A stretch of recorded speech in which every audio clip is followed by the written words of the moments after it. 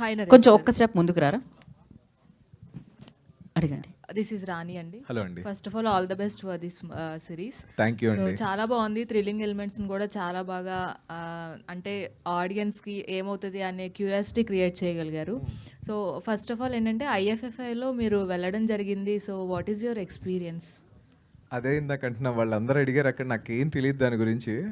అంటే వింటమే కానీ అంటే అది ఎంత ఐ డోంట్ నో, జస్ట్ వెళ్ళాను, I want to experience it. అక్కడికి వెళ్ళిన తర్వాత తెలిసింది, నేను నార్మల్గా షర్టు ప్యాంట్ వేసుకుని వెళ్ళిపోయాను, అంతా రెడీ అవ్వాలని వెళ్ళాలని నాకు తెలియదు.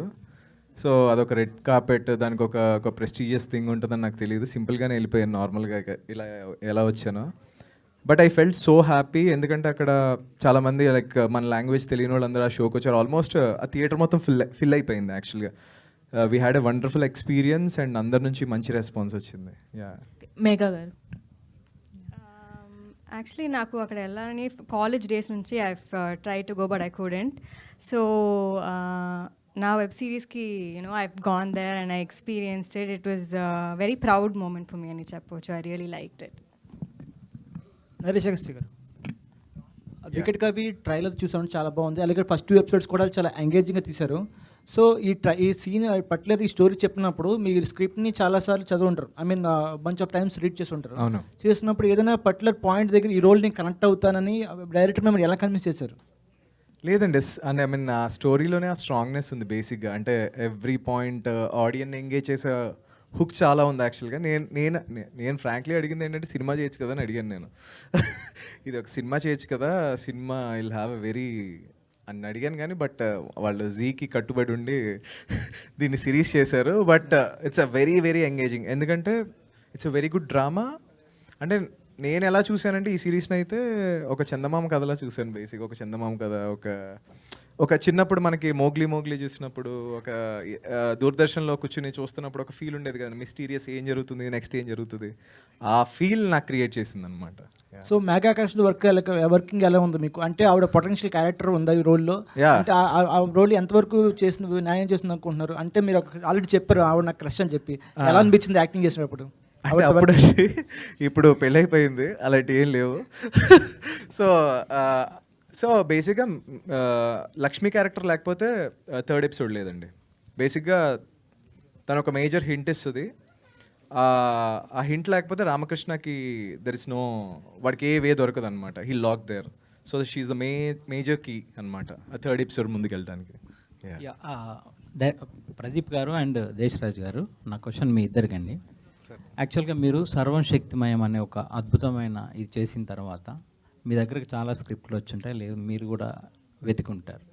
మీరు ఎందుకు ఇదే చూజ్ చేసుకున్నారు? మీ ప్రశ్న అండి. దేశరాజ్ గారు, అంటే ఇలాంటి ఒక మంచి స్క్రిప్ట్ దొరికినప్పుడు ఎవరైనా స్వార్థంతో ఒక డైరెక్టర్గా టర్న్ అవుదామనే ఇది ఉంటుంది కదా, మీరెందుకు ఆ డైరెక్టర్కి ఈ స్క్రిప్ట్ ఇచ్చారు? ఫస్ట్ సర్వశక్తిమైన తర్వాత ఇది ఎలా చూస్ చేసుకున్నాను అంటారండి. అదే ఇందాక చెప్పినట్టుగా రామ్ సార్తో ఎప్పటి నుంచో చేయాలండి. అంటే ఈ మీ ముగ్గురం కలిసి 2 ఇయర్స్గా అనుకుంటున్నాం, అవ్వలేదు. అండ్ సర్వశక్తిమైన తర్వాత ఆయన ఈ కథ చెప్పినప్పుడు ఐ వాజ్ సో ఎక్సైటెడ్.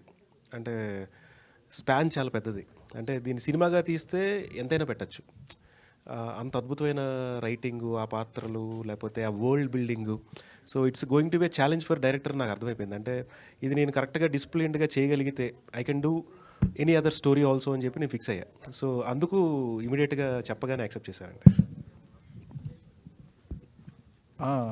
అలా ఏం లేదండి, ఇది కథ రాసుకున్నాక ఫస్ట్ జీకి చెప్పాను, Zee accepted as a web series.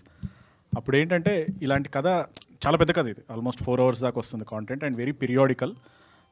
So experienced ఉన్న వాళ్ళు అయితే it will take to next level. First debutant కంటే ఎంతైనా కొంచెం మనం చూసుకొని. సో ఆ డిస్కషన్లో జరుగుతున్నప్పుడు ప్రదీప్ గారు నాకు ఎప్పటి నుంచో తెలుసు, he's very good friend of me. And Sarvam Shaktimayam చూసాక ఒక మైథలాజికల్ పాయింట్ని, ఆ ఎమోషన్ని ఆయన చాలా బాగా తీసుకెళ్తారు. So I felt he will take it forward. అక్కడి నుంచి వీ ట్రావెల్ టుగెదర్. అంటే మిమ్మల్ని డైరెక్టర్గా చూడొచ్చా ఫ్యూచర్లో, ఈ రైటర్గానే కంటిన్యూ అవుతుంది? అదంటే అది రామ్ తలూరి గారి చేతిలో ఉండండి, మరి ప్రొడ్యూసర్ గారు. సో జనరలీ ఇట్స్ చెప్పలేమండి, ఒక రాసుకునే కదా మనల్ని డైరెక్టర్ అని చేయొచ్చు, రైటర్ అని చేయొచ్చు. We have to go with the path. Naresh గారు, దిస్ ఇస్ విజయ్ అండి. హలో అండి. సార్ సిరీస్ 2 సిరీస్ చూసాము, చాలా బాగుంది. అంటే క్యూరియాసిటీ అయితే పెంచారు. థర్డ్ సిరీస్లో అంటే ఏమవుతుంది అని చూడాలని ఇంట్రెస్టింగ్ అయితే పెంచినారు. డైరెక్టర్ గారు మీకు చెప్పినప్పుడు అంటే మీరు ఎలా ఫీల్ అయ్యారు, అండ్ ఈ మీ పాత్ర కోసం మీరు ఎలా ప్రిపేర్ అయ్యారండి? సో బేసిక్గా నాకు నరేషన్ చేసింది దేశ్ రాజ్ అండి. దాని తర్వాత క్యారెక్టర్ ఎలా ఉండాలి ఏంటన్నది ప్రిపేర్ అయ్యింది ప్రదీప్తో అయ్యానమాట. బేసిక్గా మేము ఫస్ట్ ఏమనుకున్నాం, ఒక డిటెక్టివ్ బాగా విటీ కామెడీ కొంచెం పుష్ చేద్దామా అని అనుకుని స్టోరీలో డీప్గా వెళ్ళే కొద్దీ there is a lot of mother emotions ఉన్నాయి, నేను ఓవర్ వెళ్ళకూడదు, there is a little construction అనమాట క్యారెక్టర్కి. సో ఒక సబ్టిల్ ఉండాలి, జోక్ చేసినా అది జోక్ వేసినట్టు ఉండకూడదు అనమాట ఆ క్యారెక్టర్. సో అలాంటి కొన్ని జాగ్రత్తలు తీసుకుని, అండ్ నాకు తెలంగాణ రాదనమాట బేసిక్గా. I took care. నేను దేశరాజ్ని అడిగి ప్రతిరోజు సెట్లో ఉన్నప్పుడు ఏ వర్డ్ ఇట్లా స్పీకింగ్ ఓకేనా, ఒకవేళ ఏమైనా చిన్న తప్పు అయినా డబ్బింగ్లో కరెక్షన్ చేసుకోవచ్చు, ఇలాంటివి యాక్చువల్గా జాగ్రత్తగా yeah. And I try to as చాలా ఎక్కువగా తక్కువ కాదు, చాలా బ్యాలెన్స్డ్గా యాక్ట్ చేయడానికి ట్రై చేశాను. మరి అది ఆడియన్స్ చెప్పాలి. ఒక్క నిమిషం. వెయిటింగ్ అండి Yo- థియేటర్ అయిన Z5. యా Z5లో అండి అలవాటు అయిపోతుంటుంది movies in theatre definitely. Your question to ఎవరికండి? ప్రదీప్ గారు. Okay, Megha getting late serious actually. 1 second అండి. ప్రదీప్ గారికి క్వశ్చన్ అడగబోయే ముందు తనకి ఫ్లైట్ ఉంది, సో అందుకని మనం మేఘాని పంపించేద్దాం. Thank you Megha and wish you good luck. 28న wicket కవేలో చూద్దాం మనం మేఘా పర్ఫార్మెన్స్ని, డెఫినెట్లీ ఎంజాయ్ చేద్దాం. ఓకే, విల్ కంటిన్యూ అండి. ఓటీటీ సిరీస్ అనగానే మినిమం ఒక 5-6 లాంగ్వేజ్ రిలీజ్ చేస్తారు. మీరు ఓన్లీ తెలుగు తమిళ్లోనే ఎందుకు రిలీజ్, ఇంకా ఎక్స్ట్రా లాంగ్వేజ్ ఎందుకు యాడ్ చేయలేదు? ఈయన అడగాలండి, అది వాళ్ళ కాల్ అది. సో మేము కూడా చేస్తే బాగుంటుంది, ఎందుకంటే ఇఫీ గోవాలో కూడా ఎక్కువ నార్త్ పీపుల్ చాలా బాగా కనెక్ట్ అయ్యారు అక్కడ. సో హిందీ డెఫినెట్గా, Bengali, Marathi, Zee also spread across Marathi, Bengali వాళ్ళది చాలా పెద్ద నెట్వర్క్ కాబట్టి I request Zee people, Anuradha మేడంని, దేశరాజ్ గారు ఇక్కడే ఉన్నారు కాబట్టి, so I'm sure they'll do. మన తెలుగు తమిళ్ అయిపోయిన తర్వాత they'll definitely do in other languages. Naresh Agastya, అంటే మీకు హీరో క్యారెక్టర్ కాకుండా ఏదో చిన్న క్యారెక్టర్ కూడా నచ్చిందని చెప్పారు స్టోరీ. అవును. అంటే దేనికండి? అంటే బేసిక్గా నేను హీరో అలా అని చూడను.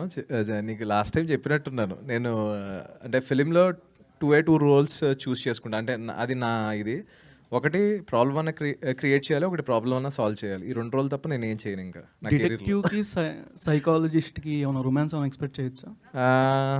కళ్ళతో చేయొచ్చు, దూరం నుంచి చేయొచ్చు.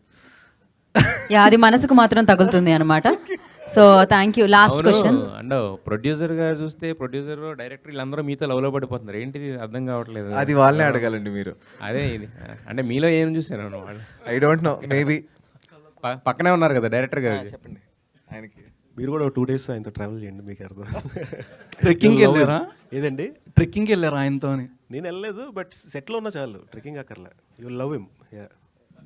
సో మీరైతే స్క్రీన్ మీద ఆయన పర్ఫార్మెన్స్ని అయితే లవ్ చేస్తున్నారు కదా, పర్సనల్గా ట్రావెల్ చేస్తే ఆయన కూడా లవ్ చేస్తారనమాట. So thank you so much మీ క్వశ్చన్స్కి. అండ్ 28th నవంబర్ Z5 అదే అనమాట అడ్డా, అక్కడే చూడొచ్చు వికట కవిని.